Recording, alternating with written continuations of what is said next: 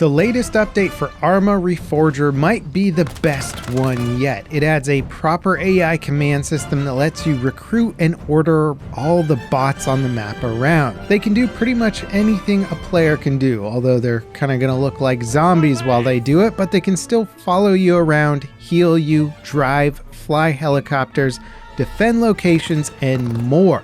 This is absolutely huge when it comes to just anything you can do in the game. The update also adds machine guns to helicopters, flares, explosive charges, bayonets, and a new gun and UI overhaul to the inventory UI that looks really clean. This update is all around fantastic. Let's get into it.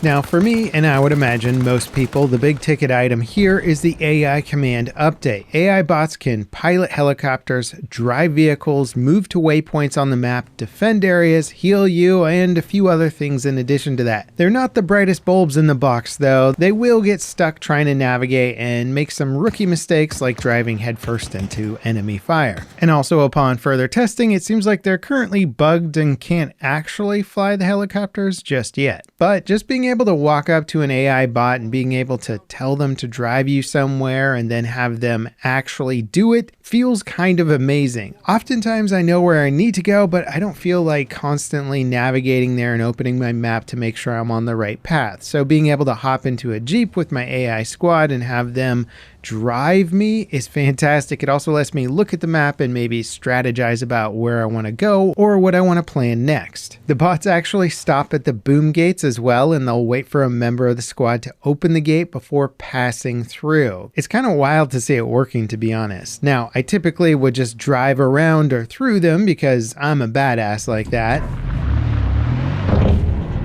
But for an immersive experience, this kind of AI behavior is actually really cool. That is, unless you're running from a tank, you're not going to want to stop at the gate. And I can just imagine it being quite annoying in those situations when stopping is not the desired behavior, but the AI is probably going to do it anyway. Now, as for how you can actually command and recruit bots, it can take a little while to get there, especially when it's sort of the #1 feature of the patch. It was a little frustrating at first. You'll need to be the leader of your squad, and you'll need to be a sergeant rank or higher. The bots can still be recruited if your rank is lower than sergeant, but they won't follow your orders. And unfortunately, on multiplayer servers, it can take quite a while to rank up your character. Every match you play starts with you at the rank of private, and as you play and earn points for actions like capturing or defending objectives and killing enemies, you'll slowly climb those ranks, and once you finally hit sergeant, the AI are yours to boss around. But that can take quite a while, so don't expect to just jump into the game and start commanding everybody. Also, don't expect to rank up to sergeant every game. If you're not on the front lines, it can be quite challenging. And then when you start a new match and having your rank reset, that can be a little bit frustrating if your goal, at least, was to command the AI around.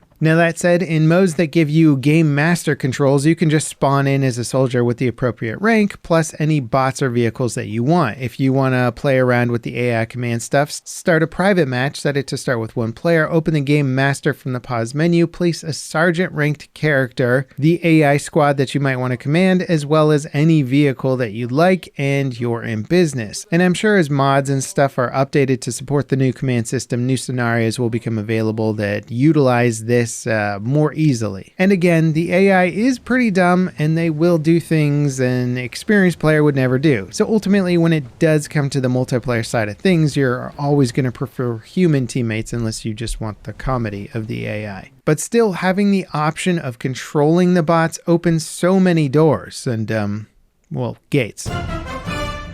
As for some of the other stuff in this update, I gotta say the new UI for the inventory system is great. I did like the original UI they had, but this one just makes it a lot cleaner and easier to understand without being so simplified that it's useless. The mounted machine guns and the helicopter are also an absolute blast to shoot. Dude, I'm about to bust a nut looking at this thing right now. But I couldn't tell you for the life of me if I ever even hit an enemy player with them. Helicopters in Reforger are still a bit buggy and they tend to skip around a lot, so staying on target is quite challenging. Then again, you are shooting a machine gun in a helicopter. I can't imagine it's the easiest thing in the world. The fun factor alone just makes them more of a novelty than an actual practical weapon. I also really like the new flares. Being able to see a wide area in the dark is pretty great. The vanilla servers generally had you restricted to flashlights. You can get NVGs and other illumination tools via mods if you want them in your server though. Now in my previous video for Reforger, I talked about how this game really made Arma finally click for me. And while I've always appreciated the Arma franchise for just being a fantastic sandbox milsim, I never really got deep into it myself for one reason or another, usually just the complexity of the game. But Reforger is different, it's more accessible, and the crossplay support with consoles means that the game is more catering to newer players. My only complaint was that originally the matches I played went on for hours, and thankfully some commenters on my last Reforger video clued me into the King of the Hill game mode. This mode condenses the action in Reforger down to a single town. Also, there's 3 different teams, and you win by having the most players on the objective to earn those points. The first team to 100 points wins. Much more condensed, and having a 3-way fight is pretty cool. The matches last around 30 to 45 minutes, which is a blink of an eye compared to the standard modes. It seems like a great stepping stone towards the full-scale, longer modes, and I had a blast playing a handful of King of the Hill matches in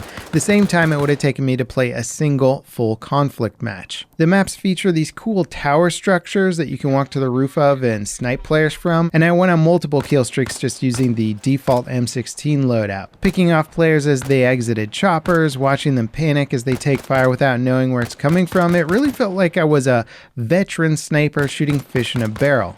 This is big for me because when it comes to Arma, normally I'm that fish. Now coming back to what's new in this update, it's a pretty big deal for the game, and as someone who hasn't really enjoyed the Arma series that much until recently, I'm having even more fun now. I think Reforger is doing an interesting thing where it's making new players enjoy the game, and veteran players seem to be enjoying a lot about it as well.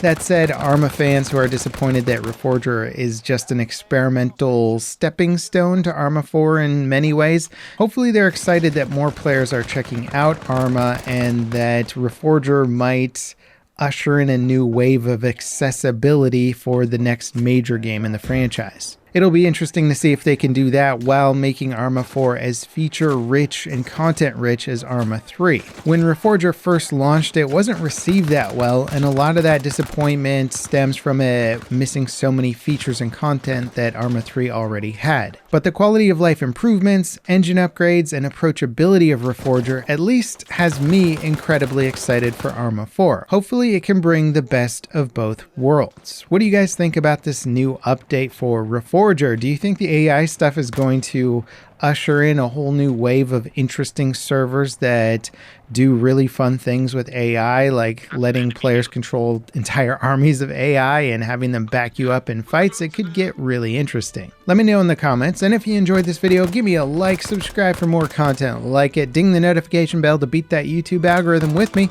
and up next, check out this recent update to Insurgency Sandstorm that's actually fantastic, adding a whole bunch of brand new content in what feels like, I don't know, forever. As always, guys, thank you so much for watching, and I'll see you next time. This is Level Cap, signing off.